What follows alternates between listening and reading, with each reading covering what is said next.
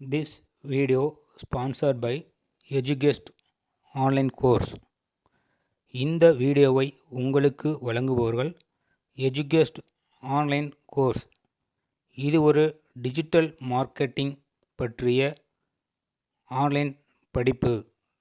The struggle to find courses that truly speak your language, it's finally over.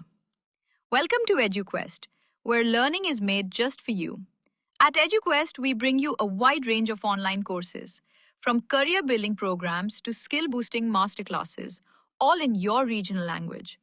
Because we believe language should never be a barrier to success. Our courses are tailor made after understanding what today's learners really need. So why wait? Start learning the smarter, simpler way only with EduQuest. Visit eduquest.courses and explore your next course today. And hey, don't miss out on our exciting offers and promotions. வணக்கம் நண்பர்களே, இன்று ஒரு திருக்குறள் கதை பற்றி பார்ப்போமா? பிரபாகரன் சாரதா அப்படிங்கிற ஒரு கணவன் மனைவி இருக்கிறாங்க. அதில்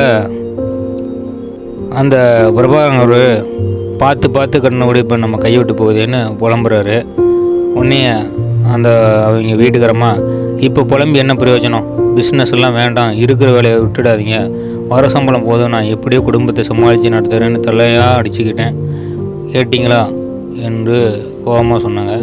நல்லா நடத்தினிய குடும்பத்தை, நகை சீட்டு, புடவை சீட்டு, பாத்திர சீட்டு, நீ செலவுக்கு பணத்துக்கு என் சம்பளம் போதாதுன்னு தான் பிஸ்னஸ் ஆரம்பித்தேன். பேங்க்கில் செக்யூரிட்டி கொடுத்தா கடன் கொடுப்பாங்கன்னு சொன்னதுனால வீட்டை அடமானம் வைக்க முடியாதுச்சு. அப்போ கூட உன்னோட நகைகளை கொடுத்து உதவி செஞ்சால் வீட்டை அடமானம் வச்சுருக்க வேண்டியிருக்காது அப்படின்னு பிரபாகர் சொல்கிறாரு.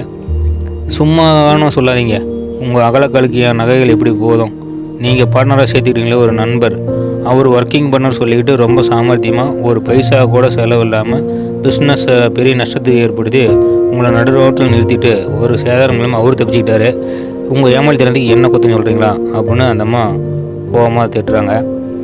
மனைவியின் பேச்சு பிரபாகருக்கு கோபம் வந்தாலும் அந்த அம்மா பேச்சில் உண்மை இருக்குதா அப்படின்னு நினச்சிக்கிட்டு பேசாமல் கம்முன்னு இருக்கிறாரு.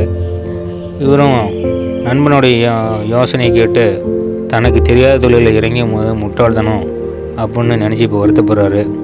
ஒர்க்கிங் பண்ணணும்னு சொல்லிக்கிட்டு தன்னோட தொழிலில் ஒரு பைசா கூட முதலீடு இல்லாமல் தனக்கு இருந்த ஒரே சொத்தனை வீட்டையும் அடமானம் வைத்து இன்னும் பெரிய முட்டாள்தனம் பண்ணிவிட்டோமே அப்படின்னு இப்போ ரொம்ப வருத்தப்படுறாரு. தொழில் சரியாக இல்லை அப்படின்னு தெரியும், சீக்கிரமே அதை மூடிட்டு வெளியே வராமல் இன்னும் சில காலம் இருந்தால் சரியாக போயிடும் நண்பனோட பேச்சை கேட்டு இன்னும் அதிக இழப்பு ஏற்படுத்தி இப்பொழுது வீட்டை விற்கிற நிலைமைக்கு ஆயிடுச்சுமே அப்படின்னு ரொம்ப நொந்துக்கிறாரு. பிரபாகர் வீட்டை விற்று கடன் அடைச்சி மீதம் இருந்த கொஞ்சோண்டு பணத்தை சேமிப்பாக வச்சுக்கிட்டு ஒரு சுமாரான சின்ன வீட்டில் வாடகைக்கு குடியேறாரு. அப்போ அங்கே ஒரு அழைப்பு மணி சத்தம் கேட்குது. திறந்து பார்த்தா அவருடைய வீட்டை விலைக்கு வாங்கின மாசிலாமணி அங்கே வந்திருக்கிறாரு. வாங்க சார் அப்படின்னு அவர் வரவேற்று வீட்டுக்குள்ளார உட்கார வைக்கிறான். என்னங்க சார், வீடுலாம் நல்லாக்கா அப்படின்னு விசாரிக்கிறாரு. வீடுலாம் நல்லா தான் இருக்குது, ஆனால் நீங்கள் அங்கே ஒரு சாய்வு நாற்காலியை விட்டுட்டு வந்தீங்க, அது என்னுடைய மனைவிக்கு ஒரு சென்டிமெண்ட்டாக பிடிக்கல, அடுத்து இங்கே பொருள் நம்ம வீட்டில் எதுக்கு வச்சுக்கணும் அப்படின்னு நினைக்கிறாங்க, அதனால தான் உங்கள்கிட்ட திருப்பி கொடுத்துட்டு வரலான்னு வண்டியில் ஏற்றி அனுப்பியிருக்கேன், வண்டியில் பின்னாடி வந்துட்டுருக்கு, உங்கள்கிட்ட ஒரு வாரத்தை நேரில் சொல்லிட்டு போகலான்னு வந்தேன் அப்படின்னு சொல்கிறாரு.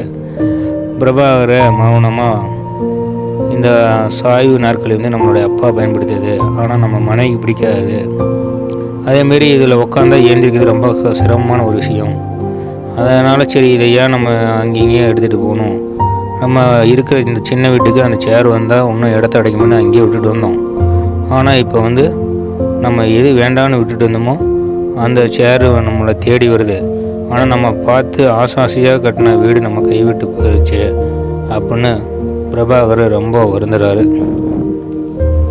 இப்போ இந்த கதையிலேருந்து நம்ம தெரிஞ்சிக்க வேண்டிய திருக்குறள் என்ன அப்படின்னா, அறத்துப்பால் ஊழியல் அதிகாரம் 38 ஊழ், குறள் எண் 376.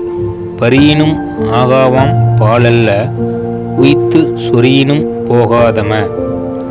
பரியினும் ஆகாவாம் பாலல்ல உய்த்து சொரியினும் போகாதம.